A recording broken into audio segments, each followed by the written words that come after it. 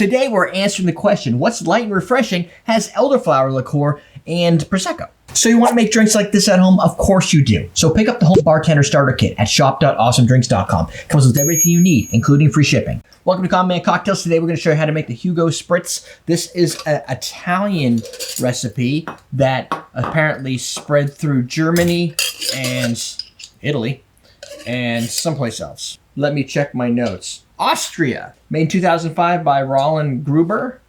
Roland? Well, either case. This drink is going to be a muddle drink, so we're going to put it in a wine glass. The suggested recipe was like muddle in a wine glass. Never do that. Like, that's how you break wine glasses. Like, why would we muddle in a wine glass? Like, that's insanity. So, what I'm going to do is I'm going to muddle mint, with some elderflower and let them steep for a few minutes while we kind of go through the next phase of the recipe. Kind of, actually, for whatever reason, reminds me of back in the day in like 2008 when I started the channel and was kind of experimenting with this stuff. There's just certain scents and smells that remind me of those times. Not sure why. But here's the recipe. It's going to be half ounce of Saint Germain. You got your sprig of mint. You're going to do 4 ounces of prosecco. You're going to top it with 1 ounce of club soda. And that's basically the recipe. It's light. I mean, spritzes typically are light anyway. This is a drink that you can make amongst friends, have a good time for a few hours, and not have to drag people away. So, going to throw that elderflower right on top of our mint. We're going to give it a light muddle. Just have to press it down a little bit. Get those oils to come out. What that's going to do is that's going to allow the sugars within the elderflower to pull out, extract some of that mint flavor. So two things that extract flavors really well are sugars and alcohols. And guess what? That sucker has both. Gonna put it right into our glass here. All that loveliness. Ice. Don't have to get too aggressive on the ice. You could just use a bigger glass too. That always works, like a big fat red wine glass or something to just cover it with ice.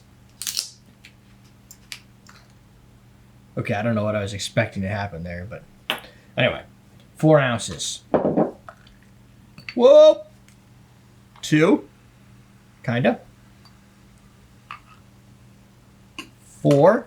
Clearly I missed some, so let's just top it off. And this is just kind of like nonsense. You don't have to, you can just put it in your glass. I'm just trying to avoid the internet trolls, which I obviously just failed at, telling me that I did it wrong because I didn't pour enough or I poured too little. We're gonna top it with 1 ounce of soda water, but let's see if this works. Plus it's fun. Oh, there we go. Oh. Don't want to over pour, don't want to dilute it too much. It's a light, refreshing beverage. And yes, this is an easy soda siphon.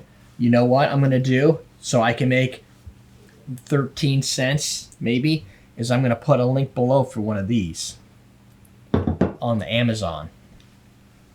I'm gonna give it a quick stir just to make sure all the flavors integrate. Really, the elderflower gets into the prosecco. We don't have to stir it too much. It is bubbly on top of bubbly, so we got plenty of bubbly action. We're gonna garnish this sucker. We're gonna put a lemon in here because it's spring, right? Now what we're gonna do is we're gonna take apparently my tiny little mint leaves here. I'm gonna wake them up a little bit. So what you can do is take them, slap them on your back of your hand. That kind of helps break some of the cell walls, helps bring out some of that nice mint flavor. Done. And no, I don't typically garnish because I'm just too freaking lazy. But I mean, when you're looking at an easy drink that's simple to make, light and refreshing, I think the presentation matters. Bringing in that mint because you're gonna need more complicated aromas to kind of compensate for the fact that it's prosecco and elderflower. So, first thing I noticed, outside of a little bit of mint mouth, is the prosecco is quite defined. Actually, you get a good bite out the prosecco. I'm not getting a ton of elderflower. It's giving you that little floral aroma, but with that mint sprig in there, the muddled mint, you're getting like that mint sensation in your mouth. Probably about as complicated or striking as a mint flavor as you might get out of a mojito. In many regards, this is just a fancy mojito to begin with. But I think over the pool, on the porch, it's a great drink. Sitting by the television, watching TV, I think it's a little light. I probably want something a little bit heavier, even for spring. But it's a good start, a good starter drink too. Also probably go pretty good with dinner. Maybe that's where that's going to go.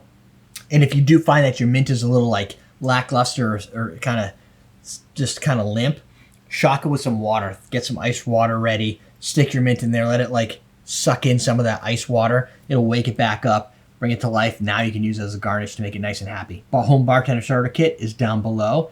So is the soda siphon. That's it. We're teaching you how to drink.